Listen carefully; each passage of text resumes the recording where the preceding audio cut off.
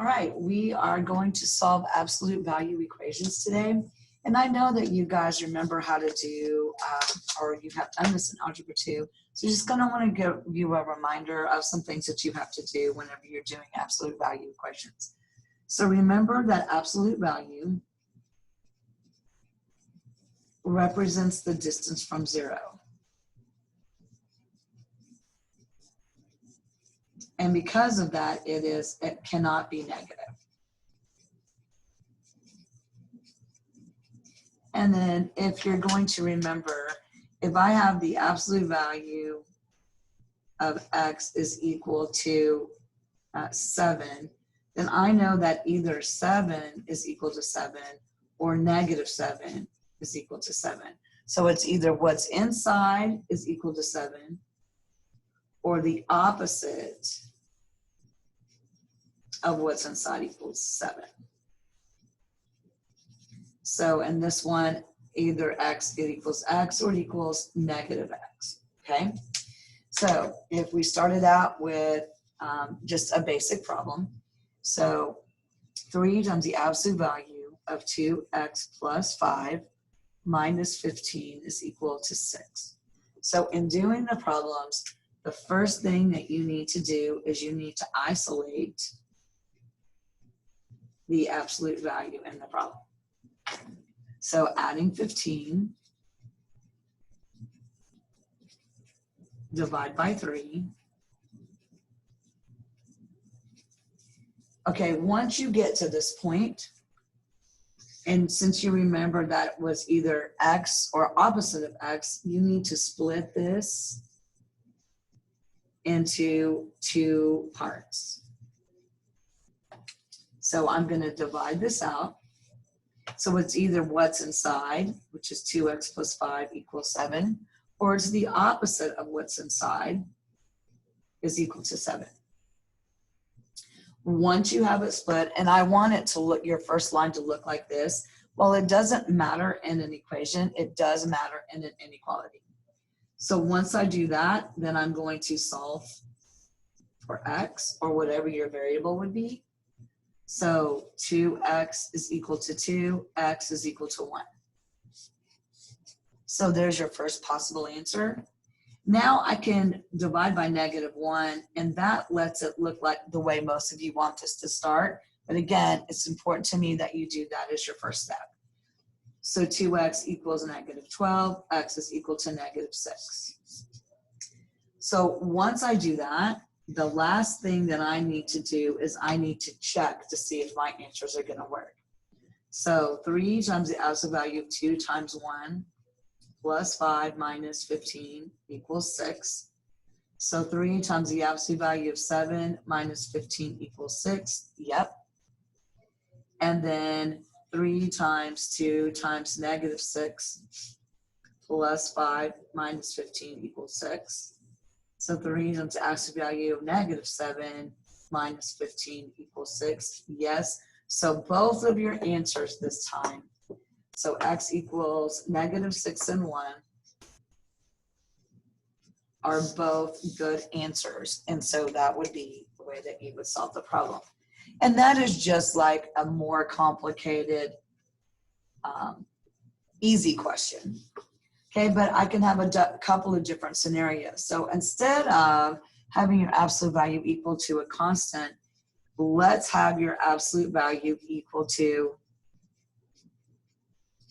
another equation. Okay, so it's already isolated, so I don't have to worry about that. So now all I need to worry about is splitting into 2 parts and solving. So 2x minus 8 equals 4x plus 2, or the opposite of 2x minus 8 equals 4x plus 2. So solving this, negative 8 is equal to 2x plus 2, negative 10 equals 2x, x is equal to negative 5. So there's my first possible answer. Distributing the negative, and then adding the 2x, so collecting your like terms together. So Oh, whoops, that should be plus 8. Sorry about that. So then that gives me 6 is equal to 6x. So x is equal to 1. Now you're going to do your check. So if I were to do my check, I would see, I don't have to, so 2 times the absolute value of -5 minus 8 is equal to 4 times -5 plus 2. 4 times -5 is -20. So this is going to equal -18. And a positive cannot equal, an absolute value cannot equal a negative number. So therefore, this is extraneous. If I plug in 1, 2 times 1 minus 8 equals 4 times 1 plus 2. So that would give me 6 equals 6. So this one works. So x equals 1 would be my answer for this. It would also be possible to check this if you kind of looked graphically at your problem, right? So I know that this one is going to go to the right 4. And it's going to be something like that. This says go up 2. And this line is steeper than that line, so you should only have one answer that's going to work and not 2. All right. And then the last scenario that I'm going to do for this would be, what if I have multiple absolute values? So the absolute value of x plus 2 times the absolute value of x plus 3 is equal to 5. All right, way more complicated this time, and I can't isolate anything. So this time I'm going to need to do my cases. Either it's what's inside of this one and what's inside of that one. So a positive, positive. The what's inside of this one, but the opposite of that one. The opposite of the first one and positive second one, or the opposite of both of them. Sometimes you're going to get 4 different answers. Sometimes you might get 2 different answers. So you just have to kind of like look through and see what's happening. So this would be x plus 2 times x plus 3 equals 5. So x plus 2x plus 6 equals 5. 3x plus 6 equals 5. 3x equals -1. X equals -1/3. All right, so there is my first possible answer. Now my second case says to keep what's inside of here, but take the opposite of that one.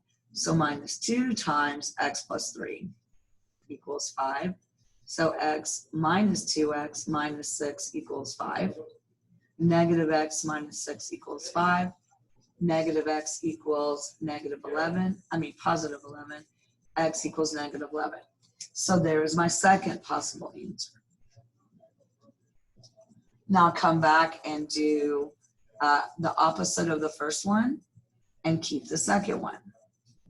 X plus 3 equals 5. So x plus 2x plus 6 equals 5. 3x plus 6 equals 5.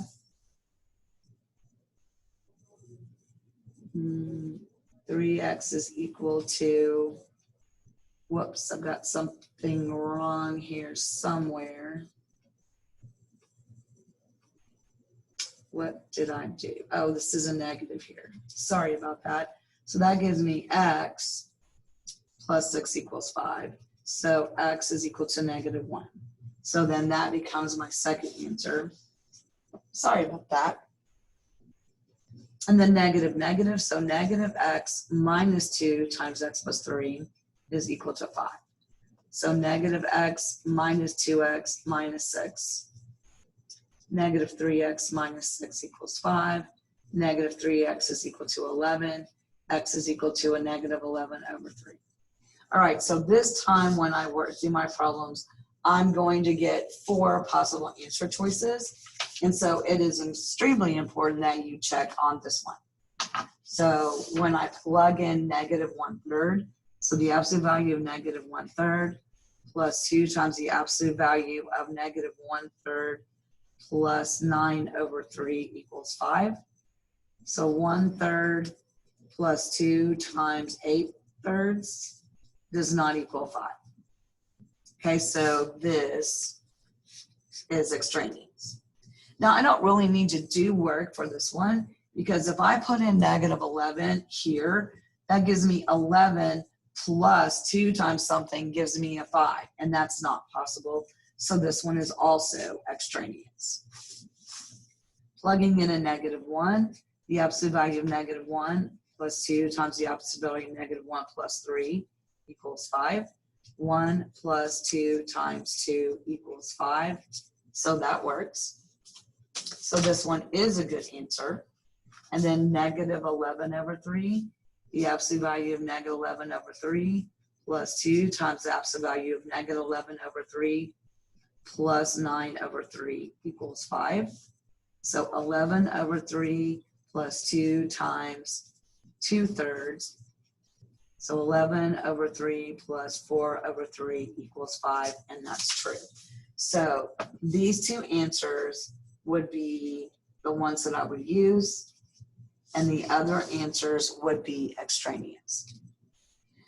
Now, the only other thing that you need to think about would be if I had a problem like, say, 3 times the absolute value of x minus 2 plus 9 equals 6.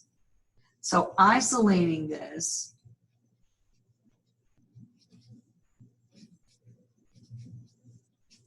so if you ever have an absolute value equal to a negative number, stop. Don't do math.